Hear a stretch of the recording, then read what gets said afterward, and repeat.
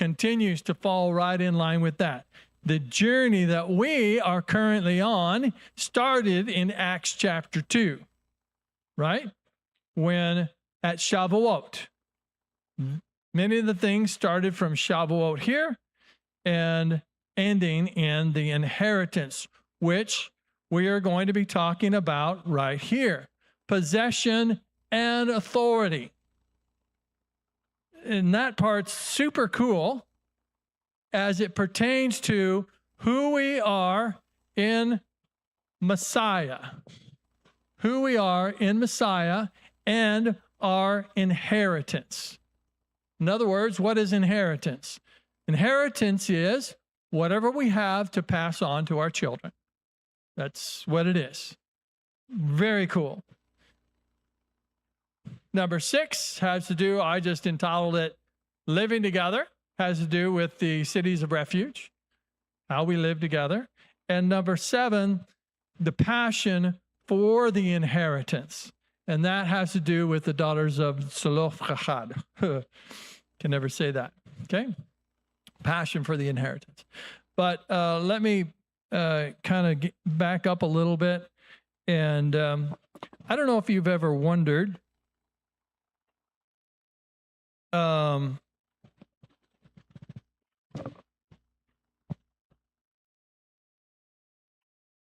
I've talked a lot about it, this journey that we're on from Shavuot to the kingdom, and what part do we play in it? When I think of Scripture, I think very much of, it's just like that story about me taking on that poor little girl that I smacked in the tummy. It's horrible. I'm serious. I still feel guilty about that to this day. But that's kind of how I look at things. It's very personal to me. Anything that comes my way, I'm like, what's my duty here? And it gets me in trouble a lot of times, because a lot of times my duty should be to let others do it and not me. But that's my mentality. And I think that's the mentality of what the Father wants us to do here as well. We are all individually part of something greater, and we all have individual responsibilities to that role, whatever that happens to be. So one of the things that always fascinates me is the prayer that Yeshua taught his disciples. For God, no, that's the other one. That's at the end. Somebody start me out. Our Father who art in heaven, hallowed be your name. There's a couple things. Your kingdom come and your will be done. Okay. As it is in heaven. Give us this day our daily bread. Forgive us our trespasses as we forgive those who trespass against us. Lead us not into temptation. For yours is the kingdom and the power and the glory forever. So, the part that I'm focused on is there's 2 parts. The end, yours is the kingdom and the power and the glory. This is what is being established. Okay? That is what is happening.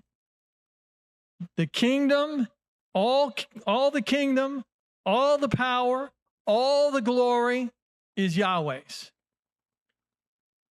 The first part, your kingdom come, your will be done on earth as it is in heaven. That's the beginning of what establishes the end. All the kingdom and glory and power are yours and yours alone. The first establishes, so is the kingdom here on earth as it is in heaven as we speak? No. In some sort of fashion it is, because the Messiah, but physically has not manifested itself. Spiritually, yes, his work is finished, right? But physically, we're not seeing the fullness of that yet. It hasn't manifested itself, if you will. And this is, I'm just going to tell you, this is my opinion, okay? This is how I tend to look at things. And let me read my notes to make sure.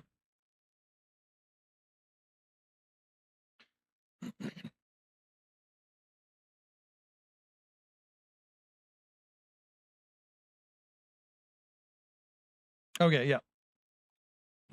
So this Torah portion culminates in the inheritance. It's culminating in a physical kingdom being actually set up on earth, right? Now, was the kingdom out of Egypt I called my son? Has it ever been heard that a nation would be born in a single day? All those kind of verses, that was the nation established? Yes. But was it all completely fulfilled? No, not until they got into the land and the kingdom was there on earth. Was it as it is in heaven? No, because there was sin, but it was on earth. There was a physical kingdom, and Yehoshua was in charge when he took over, right? So why, and this is my question, why is it important to God that a kingdom be established on earth? Why is that even a thing? Why is the land, I mean, I don't know if you've ever imagined like heaven or something, or the kingdom of the heavens, but scripture talks about streets of gold and all kinds of pretty amazing things. Why in the world would they want to have a kingdom here on earth where we have flies and stuff? That doesn't make any sense unless there's a bigger picture, unless there's a bigger priority of what needs to happen, unless there's something happening in the spiritual realm that doesn't necessarily make sense to us here on earth. And I believe that's the case. I believe that the Father has called us to be part of something that is happening in the spiritual realm that was decided upon to establish his authority. I'm cutting to the chase there, establishing his authority. So let's read some scriptures. If you want to turn to Isaiah, let's go to chapter 14.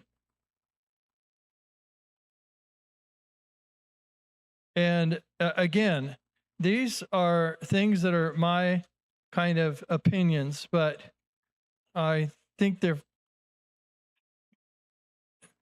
founded in the Word. 14, starting with verse 12. And this is talking about the king of Babylon, but I believe it's prophetically talking about Satan or Lucifer, or however you want to say that. So, how did you come to fall from the heavens, morning star, son of the dawn? How did you come to be cut to the ground, conqueror of nations? You thought to yourself, I will scale the heavens. I will raise my throne above God's stars. I will sit on the mount of assembly, far away in the north. I will rise past the tops of the clouds. I will make myself like the Most High. Big, big deal. If we're talking about Satan, and if we're talking about the spiritual realm, big, big deal. There is a challenge to God's ultimate authority. And later on, let's go to Revelation.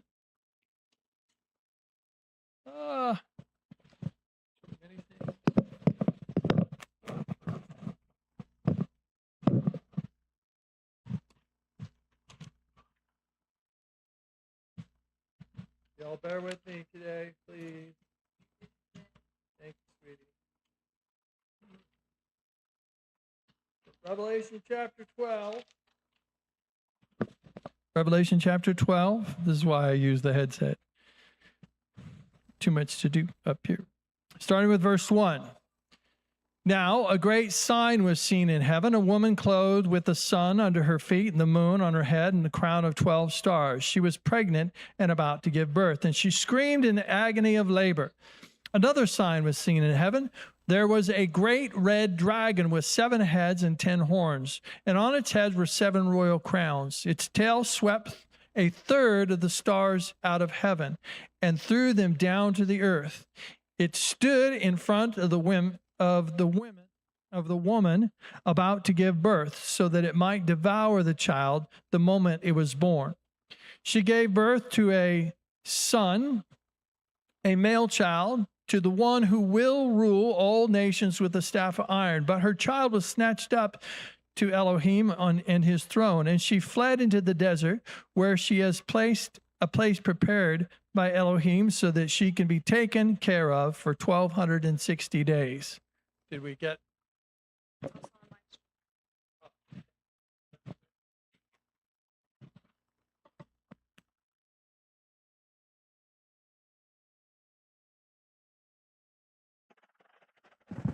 She said I have to be nice now because we're on live stream. Okay, so Revelation chapter 12, I think we just finished up with verse 6. Next, there was a battle in heaven. Michael and his angels fought against the dragon, and the dragon and his angels fought back. But it was not strong enough to win, so that there was no longer any place in place for them in heaven. The great dragon was thrown out, the ancient serpent, also known as the devil, and Satan, the adversary, the deceiver of the whole world. He was hurled down to the earth, and his angels were hurled down with him.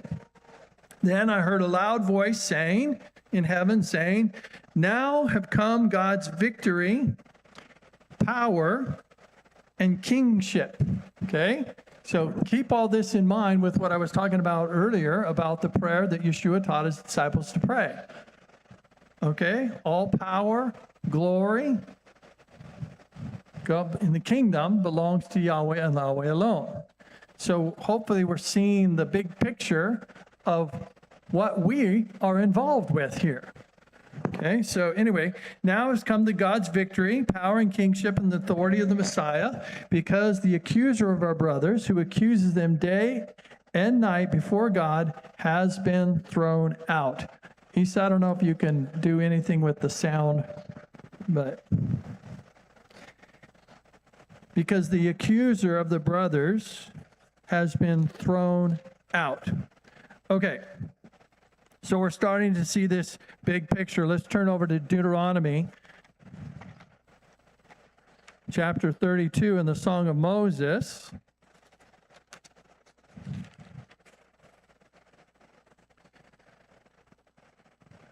Starting in verse 7. Chapter 32, verse 7. Remember how the old days were. Think of the years through all the ages. Ask your father, and he will tell you. Your leaders, too, they will inform you. When Elyon gave each nation